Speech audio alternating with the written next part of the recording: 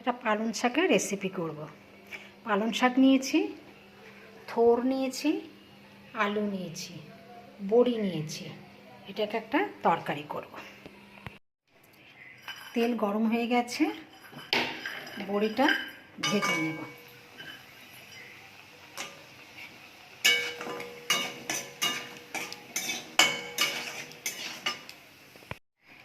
বড়ি তুলে নিয়েছি। এবারে এই তেলের মধ্যে তেজপাতা দেব, শুকনো লঙ্কা ফোড়ন দেব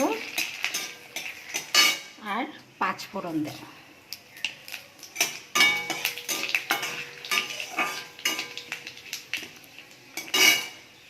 এবার আলু আর থোরটা দিয়ে দেব।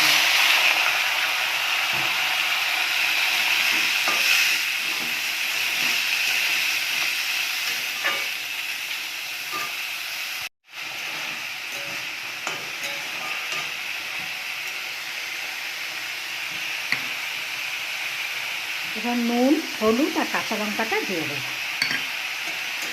এবার নাড়াচাড়া করে আর ঢাকা দিয়ে দেব। এবার পালং শাকগুলো দিয়ে দিচ্ছি।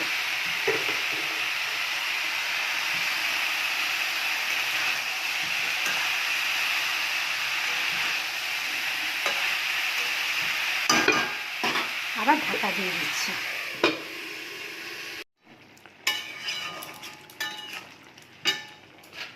এবার ভাজা বড়িগুলো দিয়ে দিচ্ছি।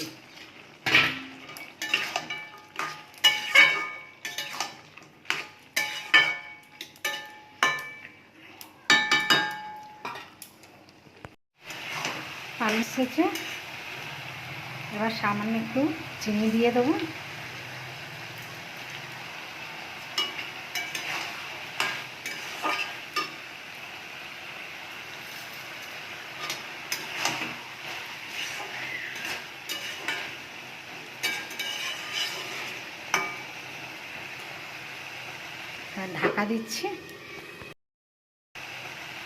ঢাকা দিচ্ছি।